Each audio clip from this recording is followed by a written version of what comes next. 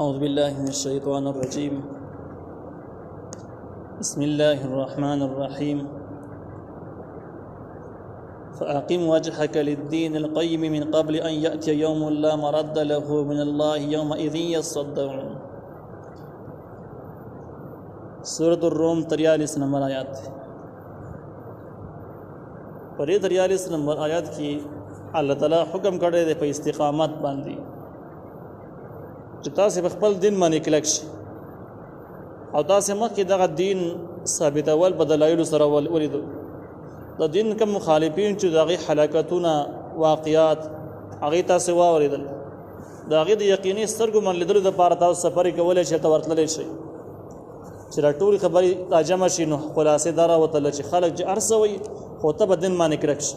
فاقم وجهک للدین القیم، کلک ساته مخ خپل د پاره د دین چې مضبوط دین دی، دې باندې بس کلک شي. خلاصه شو او د خلکو اعتراضات، سوالات، شکونه او شبهات هغه د وس نظر مکوه، ځکه په دلایلو سره په مسله باندې پوه شو. من قبل ان یاتی یوم لا مرد له، مخکې د راتللو د داسې ورځې نه چې بیا واپس کېدل نشته د هغې دپاره. قیامت ورځ را روانه د قیامت نه مخکې ځان په دین باندې کلک کړه، ځکه چې کله قیامت راشي نو بیا په دین باندې کلکېدل نه کېږي، بیا هغه ټیم کې ایمان راوړل کار نه ورکوي او نه دغه ورځې واپس کېدل شته دی. نو قیامت نه مخکې دین باندې کلکېدل ضروري خبره ده چې نشته واپس کېدل له د هغې ورځې دپاره من الله د الله طرف نه. یومئذ یصدعون، په دغه ورځ به خلک ډلې ډلې شي، د هر عمل والا د هر پیشې والا خلک به جدا جدا صفونو کې بودري. من کفر فعلیه کفره، چا چې کفر کړی فعلیه نو په هغې باندې کفره، نقصان د کفر د هغې دی. چا چې کفر کړی د کفر نقصان یې خپل دی. ومن عمل، چا چې کړی صالحا نیکي، پریان پوستې د خپلو ځانونو د فایدو دپاره ده، د نیکو اعمالو فایدې خپله د بچا باندې احسان نه اړوي. نو پریان پوستهم یمهدون، نو دوی د خپلو ځانونو دپاره ښه زګینې تیاروي. نو دې آیات کې د دواړو فرقو ذکر راغی. په داسې حال کې چې د کافرانو دپاره تخویب یاره ذکر شو، د مؤمنانو دپاره بشارت ذکر شو. نو کافرانو ذکر دا راغی چې کافرانو کفر د هغوی د خپل نقصان دی، د بل چا نه دی، او د مؤمنانو نیک اعمال چې دي د خپل ځان دپاره بس یو ښه زګینې تیاروي. نو هم د دواړو فرقو ذکر وشو، هم د دواړو فرقو دپاره د بشارت او تخویب په انداز هم راغی.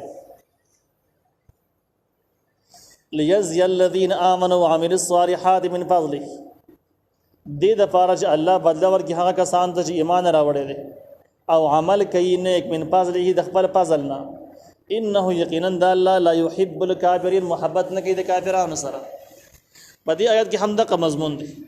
د دواړو فرقو ذکر راغی چې مؤمنان ته الله تعالی د قیامت په ورځ باندې د ایمان او د عمل بدلې ورکول غواړي، او دغه شان دی کافران خلک د الله تعالی خوښ نه دي، بدي شي، محبت ورسره نه کوي، نو هغوی ته به سزا خامخا ورکوي. نو مؤمنانو دپاره بشارت، د کفارو دپاره تخویب یره، او د دواړو فرقو ذکر هم وشو. ومن آیاته، بعضې د آیاتونو د الله تعالی نه، بعضې د نښو د قدرتونو د الله تعالی نه، ان یرسل الریاح، چې لیږي هواګانې، مبشرات، زیری ورکوونکي، تیزې هواګانې چې راوالوځي نو دا د دې خبرې زیری ورکوي چې بس باران به کېږي. نو یو خو دا چې مبشرات زیری ورکوونکي دي، خلک خوشحاله شي. ولیذیقکم من رحمته، او دې دپاره چې الله تعالی وسکي په تاسو باندې خپل رحمت. رحمت نه مراد باران دی، تاسو ته باران هم در ورسي. ولتجري الفلک، او دې دپاره چې وچلېږي کښتۍ، بامره، په حکم د الله تعالی باندې. ولتبتغوا، دې دپاره تاسو ولټوئ من فضله، فضل د الله تعالی. په دغه کښتو کې دننه تاسو سفر وکړئ، تجارت وکړئ، د میانو ښکار پکې وکړئ. ولعلکم تشکرون، او دې دپاره تاسو شکر وباسئ. دې آیات کې د الله تعالی د قدرتونو ذکر راغی. قدرتونو کې لوی قدرت د هوا ذکر شو، او د هوا 15 پیدې ذکر کړي په دې آیات کې دننه موجود دي. نو دا آیات یو ته کې دلیل عقلی د الله تعالی په وحدانیت باندې چې الله تعالی د یوازې د بندګۍ لایق دی، بل څوک نه دی. او بل طرف ته کې د انه لا يحب الکافرین دپاره اصلي سبب هم ذکر کېږي چې الله تعالی د کافرانو سره مینه نه کوي. ولې نه کوي؟ ځکه مینه اوس الله تعالی کافرانو سره نه کوي. الله تعالی د کافرانو د الله تعالی د دومره ښکاره قدرتونو خلاف هواګانې الله را لېږي، بارانونه الله تعالی کوي، کشته د الله په حکم چلیږي. خلک چې په دې کې کوم سبب دي کې د الله تعالی په حکم باندې کوي. او د هر څه د لپاره کوي چې تاسو شکر وباسئ. کافرانو د یوم قائل نه دي او د یو د سره هم نه مني. دا ټول څه استعمالي او قائل نه دي چې الله تعالی طرف دې الله احسان دی ومنل شي. او دومره لوی مجرمانو سره الله تعالی محبت نه کوي. ولقد ارسلنا من قبلك رسلا الى قومهم یقینا موږ لګلی وستانه وړاندې ډېر پیغمبران خپل قومونو ته. د دې آیت نه وړاندې د هغه نعمتونو ذکر وجه کوم نعمتونه ظاهري ښکارا نعمتونه او هغه محسوس نعمتونه بسترګو باندې ښکارېدل لکه بارانونه اوریزي دغه شان د کشتو چلیدل روزګار تجارت کول هغه کې ګټه راتلل دا ټول ښکارا ظاهري نعمتونه.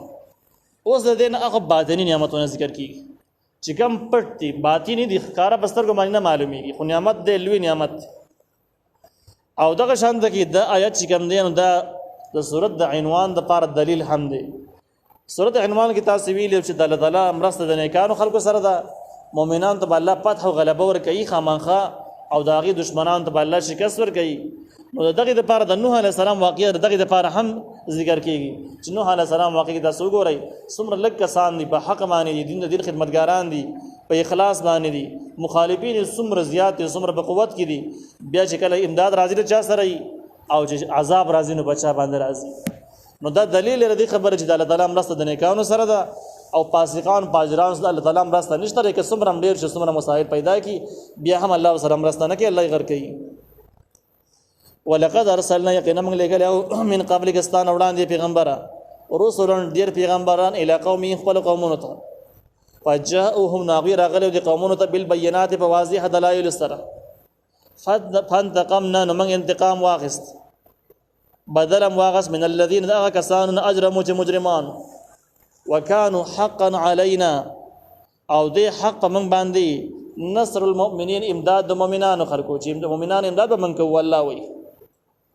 نو دا آیت دلیل چې په دې معنی اقا مخکینه عنوان سورۃ د عنوان دی چې د مؤمنانو امداد کول الله په ما معنی لازم دي زئی کو او دا په ما معنی حق.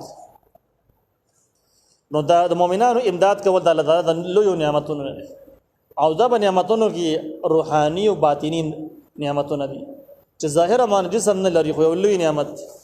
نو مخکې محسوس نعمتونو ذکر وشو اوس دې ذکر کې د روحاني او د باطینی نعمتونو ذکر روان دي او دې سره سره د سورۃ عنوان هم په دې واقعاتو سره ثابتول غواړي. الله الذي الله حق ذات يرسل الرياح چلیږي هواګانې دا هم دلیل عقلی د الله تعالی په وحدانیت باندې او د الله تعالی د لوی نعمتونو ذکر دی. فتوثير السحابا وزيح وريز لرا الله هواګان راولېږي دغه هواګانې او چتای وريز لرا فيبسطه في السماء نخري په اسمان کې دغه وريز په اسمان کې خوريږي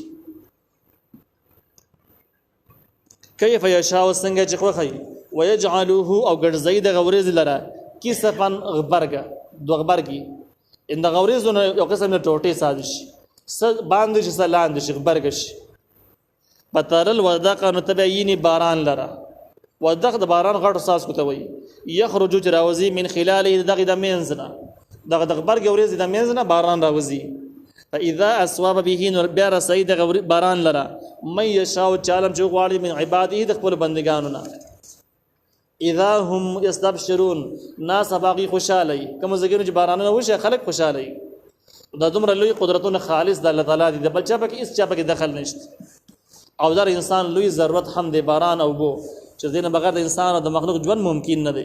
نو د احسانات هم صرف د الله د بل چا نه دي د الله تعالی د وحدانیت یو مستقل دلیل شو. وان كانوا اگر شو د خلق من قبل مخیر باران ان ينزل عليهم جنازل شوی په دوی باندې من قبل مخیر دی وخت نه لمبلسین خامخ نه امیدو د خلق نه امید شي او چې باران نه کی بسونه خرابيږي او زنا سره باران د خلکو تر ورسید اوس د خلق خوشاله دي دې سبب څوک دې صرف او صرف الله تعالی بل څوک یې سبب کې دینش. فانظر تو وګوره الى اثار رحمت الله اگر نه خود رحمت د الله تعالی رحمت د الله تعالی نه مراد ذکر کې هم د باران دی تاسو د باران اگر نه خود وګورئ کیف یحیی الارض څنګه را ژوندې کړل زمکه بعد موت هو ورسره د مرګ د هغې ان ذلک یقینا دا الله تعالی با لمحیی الموت خامخ را ژوندې کوي مړو لره چې وجه زمکه باران سره ژوندې کولې شي شنه کولې شي نو دا قدرت هم لري چې د غشته مړي په قبرونو کې بیرته را ژوندې کې صاحب کې واچ دا کولې شي وهو على كل شيء قدير ادا الله تعالی په هر څه باندې قدرت والا دی دا کار کولې شي. ولئن ارسلنا ريحا كمن ولي کو په خلق باندې ريحا هواګانی تیز سلی فرأوه دی وین دغه سلی لرا مصفرا چې دغه زړون کې پسرون لرا لزول نو د خلق ګرځي من بعد ردین ورسته یک فورون چې کفر کوي په الله تعالی باندې یا ناشکر کوي د دې مطلب دا دی چې الله تعالی د ګناہوں په وجه باندې باران بند کی او په دې باندې تیز تیز هواګان مری پسونو لراولي او دا پسونو وروچ کې وزړی نو داخله د خپل عمل د نه ګوري چې زموږ د عمل سزا ده او دا غي انجام دي بلکې داخله نورم کفر کې تیز شي چې بس اسیم الله تعالی پسونو ونه کړل اوس حرام او حلال او ناجایز تم ګوره خو چې څه مخه درازي راجمه کوي نو نورم کفر کې بنا شکرای کې زیات شي سیواش